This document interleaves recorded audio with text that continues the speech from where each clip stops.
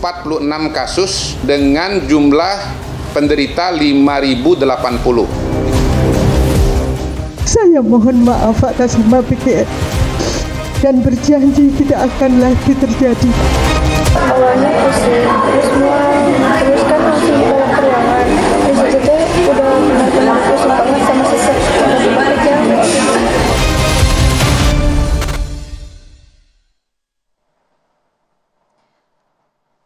Assalamualaikum warahmatullahi wabarakatuh. Selamat malam pemirsa. Anda menyaksikan One on One bersama dengan saya Maria Segaf.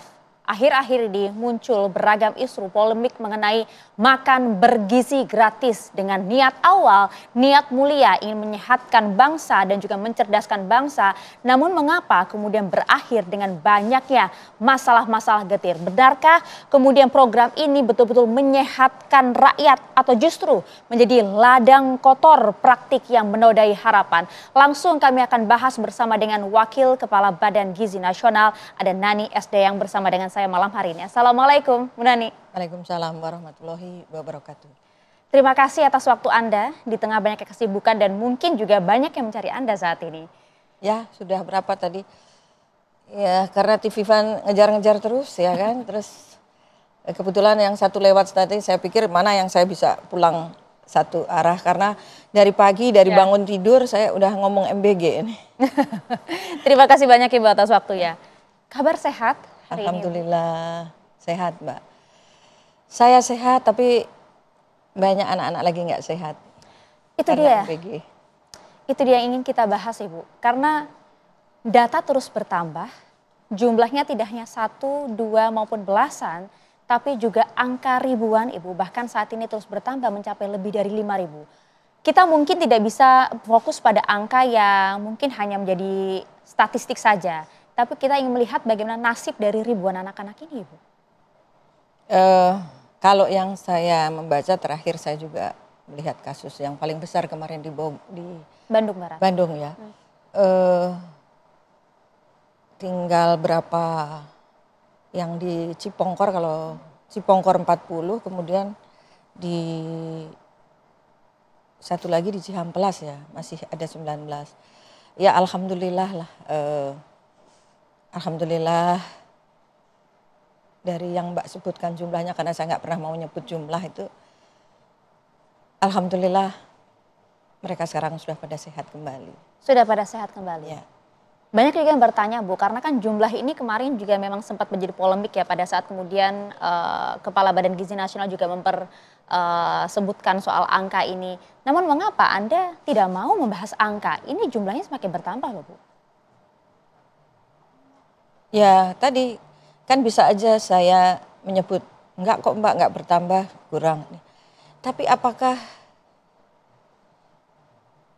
ini kesehatan seseorang atau boleh dikatakan nyawa kemudian distatistikkan, tadi Mbak kan sebut.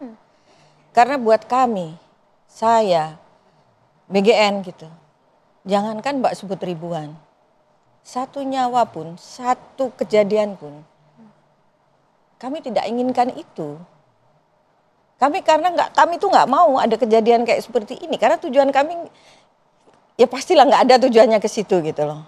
Hanya selalu saya bilang ya kami ini salah gitu loh. Meskipun saya ini baru masuk 1 minggu gitu, saya baru dilantik sebagai wakil kepala badan 7 minggu, ya, Mbak. 1 minggu, 1 minggu, hari. 7 hari kemudian pam dihajar begini. Tapi saya tahu, nah karena kenapa saya tahu? Ini kan program Pak Presiden. Pak Presiden itu sangat mencintai anak-anak. Udah di kepalanya itu anak-anak, rakyat tuh udah di situ aja gitu loh. Karena sebetulnya kan kalau Mbak tadi pandang, oh ini program ini kan bagus untuk mencerdaskan anak bangsa. Enggak sekedar itu. Tidak hanya itu. Wow. Membuka lapangan kerja. Mbak, kalau ada 30.000 ini, 1,5 juta tenaga kerja akan terserap langsung. Itu baru dari dapur. Kenapa? Masing-masing dapur itu membutuhkan tenaga 50 orang. Lalu yang tidak langsung, saya kasih contoh misalnya tukang tempe. Ini benar cerita terjadi. Tukang tempe ini berjualan di Cilengsi. Dia tadinya hanya berjualan suami istri. Dia bekerja yang mengerjakan berdua. Lalu dia mendapat sekarang orderan dari salah satu dapur di daerah Depok. Dia sekarang mempekerjakan 5 orang. Wow. Itu baru saya bicara satu tukang tempe.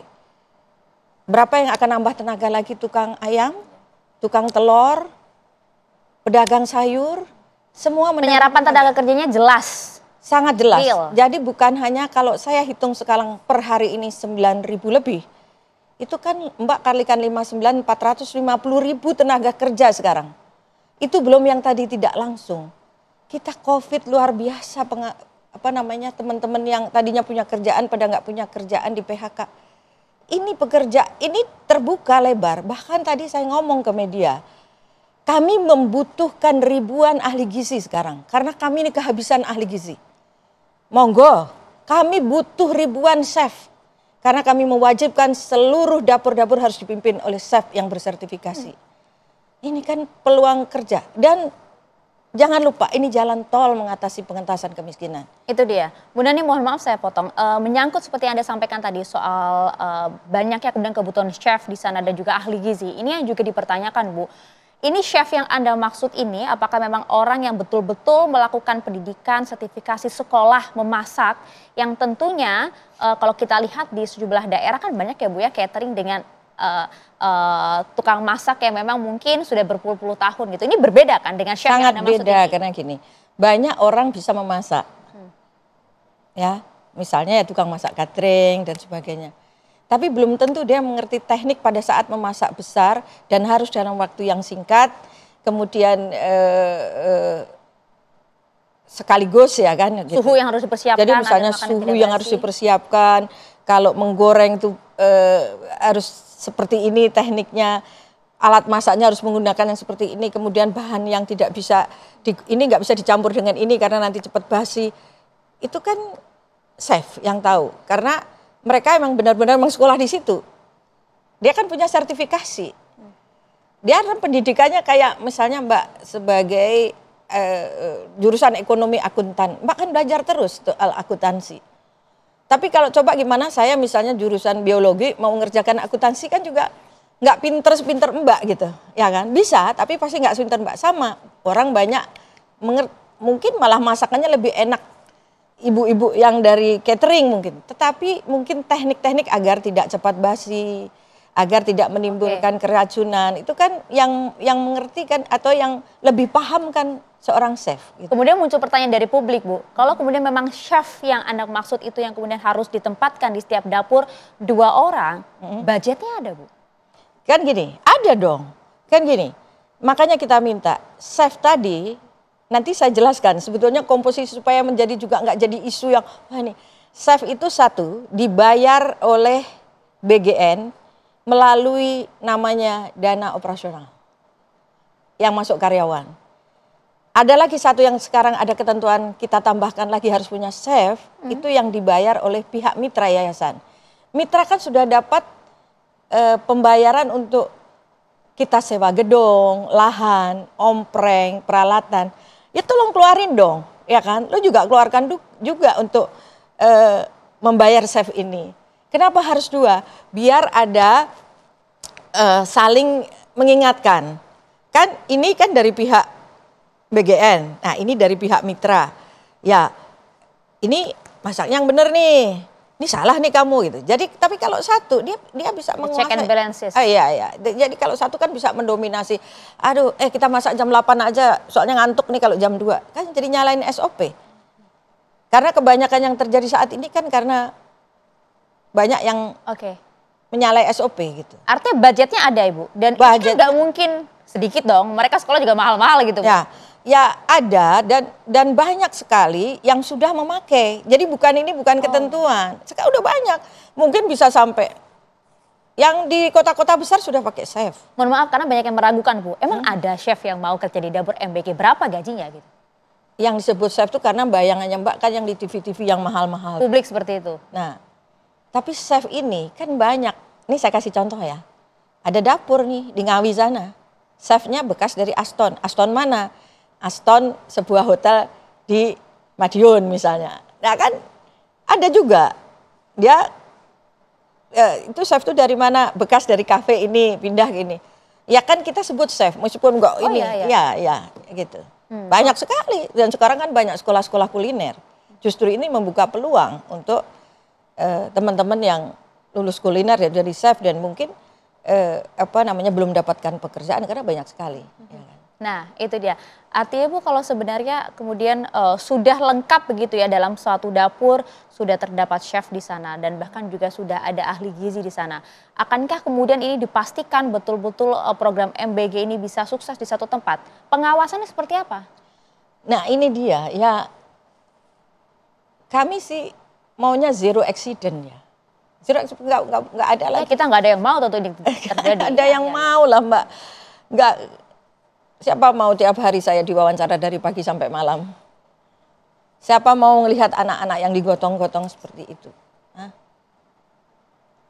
Mbak udah punya anak? Sudah Bu, 1. Sedih nggak kalau anaknya sakit? Pasti Bu, saya melihat beberapa anak yang kemudian harus digotong dari sekolah ke rumah sakit. Saya bayangkan kalau itu anak saya, anak kita, anak-anak kita semua lah. Ya, kita anaknya panas saja sudah stresnya bukan main. Nah ini diduga mengalami keracunan. Kan kalau orang begitu ngomong keracunan, kan pikirannya sampai kemana-mana, ya kan? Jadi kami harus terus ini melakukan berbagai perbaikan dan salah satu chef itu kan cuma salah satu.